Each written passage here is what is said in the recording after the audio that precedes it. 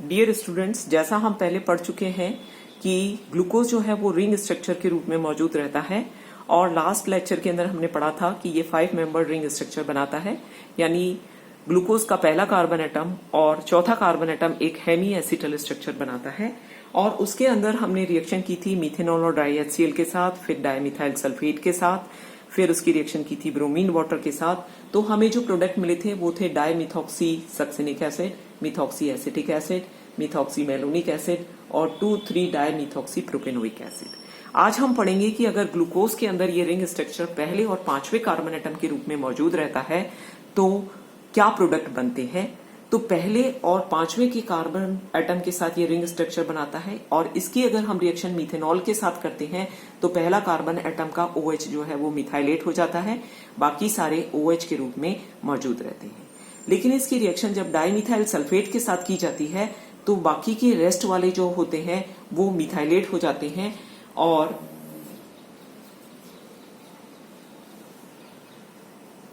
जब इसका ऑक्सीडेशन किया जाता है डाइल्यूट HCl के साथ तो पहला वाला कार्बन एटम जो मिथेनॉल के साथ मिथाइलेट हुआ था वो डीमिथाइलेट हो जाता है, बाकी सारे के सारे मिथाइल के साथ रहते हैं। और जब ब्रोमीन वाटर के साथ इसकी रिएक्शन की जाती है तो ये पहला वाला जो एल्कोहल ग्रुप था ये कार्बोनाइल ग्रुप के अंदर ऑक्सीडाइज हो जाता है। और जब इसकी रिएक्शन कॉन्सेंट्रेट HNO3 के साथ की जाती है तो ये इस हेमी एसिटल स्ट्रक्चर का जो रिंग स्ट्रक्चर है उसके ऊपर से या उसके नीचे से ब्रेकअप हो सकता है।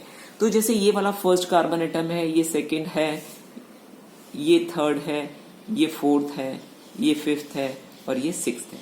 तो ये फोर्थ और फिफ्थ पर क्लीव कर सकता है या फिफ्थ और सिक्स्थ पर क्लीव कर सकता है when it is treated with concentrate HNO3। अगर ये फिफ्थ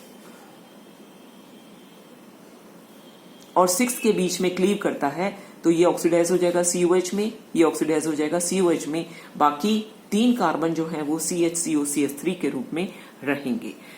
ये COH हो गया, ये COH। तो 1 2 3 4 5 कार्बन एटम का डाइकार्बोक्सिलिक एसिड जो वो कहलाता है ग्लूटेरिक एसिड।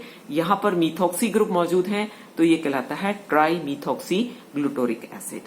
और दूसरा जो ये वाला हिस्सा है ये ऑक्सीडाइज हो जाएगा फॉर्मिक एसिड के अंदर, जो फर्दर ब्रेकअप हो जाएगा पानी और कार्बन डाइऑक्साइड के अंदर। जब इसका फिशन जो है वो चौथे और पांचवें कार्बन एटम पर होता है तो ये COH में बदल जाएगा, ये COH में बदल जाएगा और ये दोनों जो है वो CHO में बदल जाएंगे। तो COH, CHO एंड COH, ये 4 कार्बन एटम का डाइकार्बोक्सिलिक एसिड है जिससे हम कहते हैं सक्सिनिक एसिड। तो ये हो गया डाइमिथॉक्सी सक्सिनिक एसिड। और ये वाला जो हिस्सा है ये COH में बदल जाएगा, COH, CH2O, ये कहलाता है मिथॉक्सी एसिटिक एसिड। तो जब ग्लूकोज की 5 मेंबर रिंग के साथ और 6 मेंबर रिंग के साथ स्ट्रक्चर किया, ये रिएक्शंस हमने रिपीट करी तो आप देखोगे 6 मेंबर रिंग जो स्ट्रक्चर होता है वो बनाता है ग्लूटारिक एसिड, जो एक मैक्सिमम डाइकार्बोक्सिलिक एसिड जो है इतने सारे कार्बन के साथ ये बन सकता है। लेकिन जब 5 मेंबर रिंग के साथ हमने इससे पहले वाले लेक्चर में देखा था तो हमें मेलोनिक एसिड मिला था, सक्सिनिक एसिड मिला था, ग्लूटारिक एसिड नहीं मिला था। ग्लूटारिक एसिड तभी मिल सकता है जब पहला कार्बन एटम पांचवें कार्बन एटम के साथ हेमी एसिटल स्ट्रक्चर बनाता है। तो हावर्थ ने ये प्रूव किया कि जब हम ग्लूकोज की reaction methanol, dimethyl sulphate, bromine water और HCl के साथ और HNO3 के साथ करते हैं तो हमें ग्लूटारिक एसिड मिलता है। तो ग्लूटारिक एसिड इस बात को प्रमाणित करता है कि इसमें जो 6 मेंबर रिंग स्ट्रक्चर बनता है वो स्टेबल होता है। 6 member ring Baeyer strain theory के अकॉर्डिंगली ज्यादा स्टेबल होती है। तो पहला और पांचवा कार्बन एटम जो होता है वो हेमी एसिटल स्ट्रक्चर बनाने के अंदर इन्वॉल्व रहता है। एक दूसरा मेथड और है जिससे हम रिंग साइज जो है वो डिटरमाइन कर सकते हैं। इसे हडसन ने दिया था। हडसन ने भी ये प्रूव किया कि ग्लूकोज के अंदर जो है वो 6 मेंबर रिंग मौजूद होती है और ये ऑक्सीडेशन के द्वारा किया जा सकता है। इसमें इन्होंने एक पर आयोडिक एसिड जो एक स्पेसिफिक रिएजेंट होता है 1,2-डायोल के साथ, उसके साथ इसका ऑक्सीडेशन करते हैं। तो जैसे कोई भी 1,2-डायोल होता है उसका HiO4 के साथ ऑक्सीडेशन करते हैं तो ये कार्बन कार्बन एटम क्लीव हो जाता है। जब ये कार्बन कार्बन एटम क्लीव होता है तो ये RCHO बनाता है, ये R-CHO बनाता है। तो जितने एडजेसेंट कार्बन एटम पर OH ग्रुप मौजूद होते हैं उतने ही HiO4 के मॉलिक्यूल की जरूरत होती है। जैसे मान लीजिए आपके पास ये एग्जांपल है, इस पे यहाँ भी OH है, यहाँ भी OH है, यहाँ भी OH है।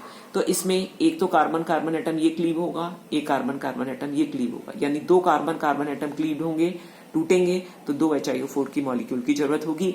ये बनाएगा RCHO।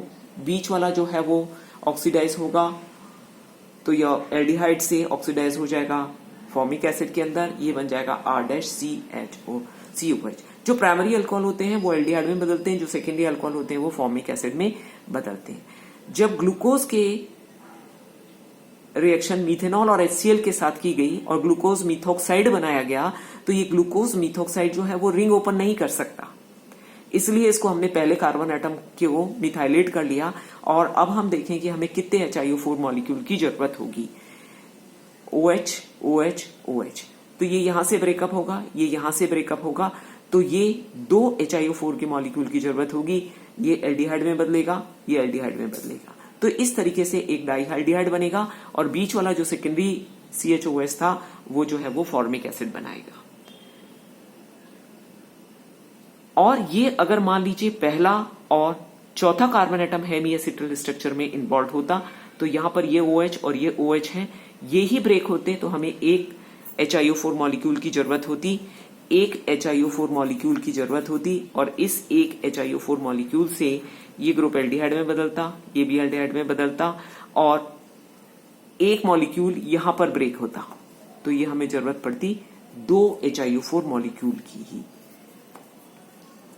ठीक है, तो ये दो HiO4 मॉलिक्यूल जब यहां पर जुड़ते तो ये एल्डिहाइड में आ जाता और ये बदल जाता, ये वाला एल्डिहाइड में बदल जाता, ये एल्डिहाइड में बदल जाता। तो इस तरीके से ये पाया गया कि हमें ग्लूकोज के साथ दो मॉलिक्यूल HiO4 की जरूरत पड़ती है, चाहे वो 5 मेंबर रिंग हो चाहे 6 मेंबर रिंग हो।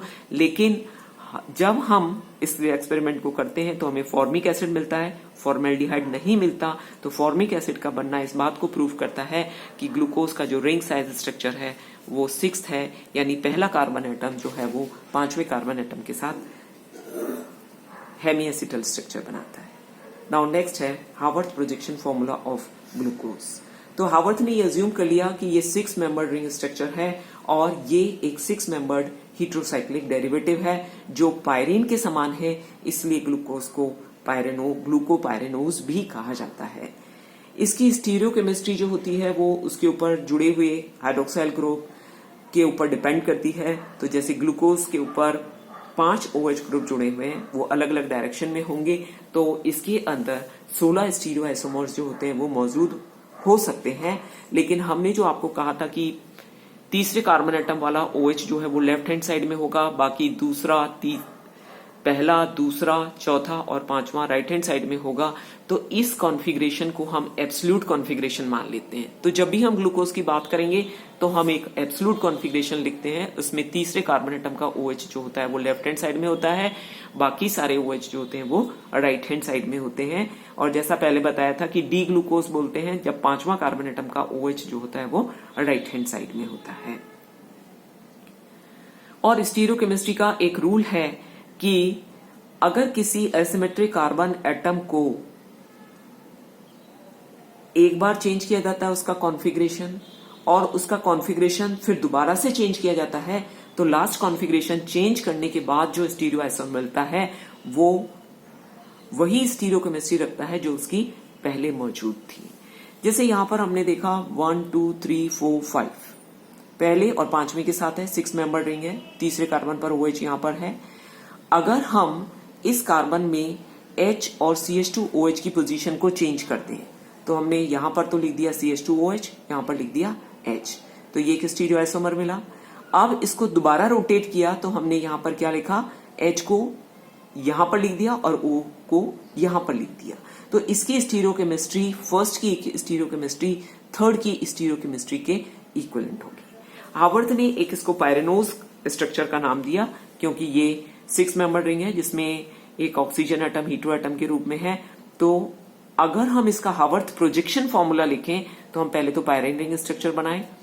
ये पहला कार्बन एटम है, ये 5वां कार्बन एटम है। तो पहले और 5वें कार्बन एटम के बीच में रिंग बनी हुई है जिसमें एक ऑक्सीजन है, तो ये एक 6 मेंबर रिंग बन गई। अब आपको क्या करना है, ये जैसे अल्फा ग्लूकोज था जिसमें OH पहले कार्बन पर राइट हैंड साइड में था, तो जितने भी राइट हैंड साइड में ग्रुप आ रहे हैं यहाँ पर, उनको हमें जो हमने यहाँ पर 2 वैलेंसीज खींची हैं उनको नीचे लिख लीजिए, और जो लेफ्ट हैंड साइड में आते हैं उनको हम ऊपर लिख लेते हैं। जैसे ये राइट हैंड साइड में OH नीचे लिख लिया, H ऊपर लिख लिया, ये OH नीचे लिख लिया, ये OH नीचे लिख लिया, ये यहां पर लिख लिया। थर्ड कार्बन एटम पर कहां है, ये OH लेफ्ट हैंड साइड में, तो इसको ऊपर लिख दिया, ये H लिख दिया। चौथे कार्बन एटम पर OH नीचे लिख दिया, H यहां लिख दिया।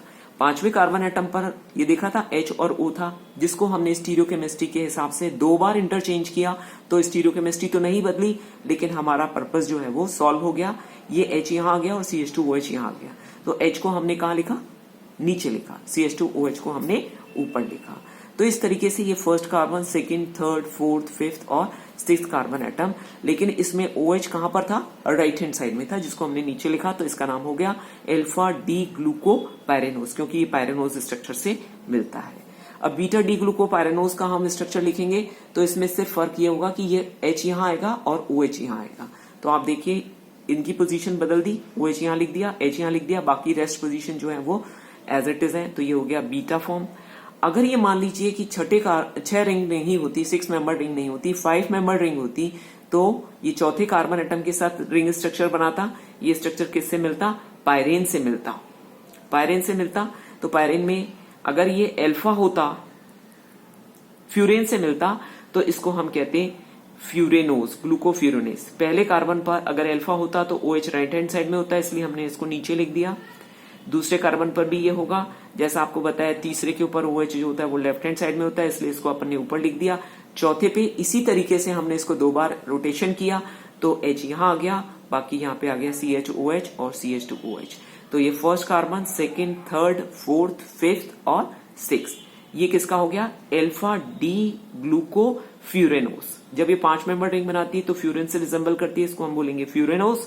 और जब हम बीटा डी ग्लूकोफ्यूरेनोज लिखेंगे, बीटा कॉन्फ़िगरेशन लिखेंगे, तो इसमें इन दोनों की पोजीशन जो है वो बदल जाएगी, ये OH हो जाएगा, ये H हो जाएगा। तो 6 मेंबर रिंग के साथ ये कहलाता है ग्लूकोपायरेनोज और 5 मेंबर रिंग के साथ कहलाता है ग्लूकोफ्यूरेनोज। Thank you.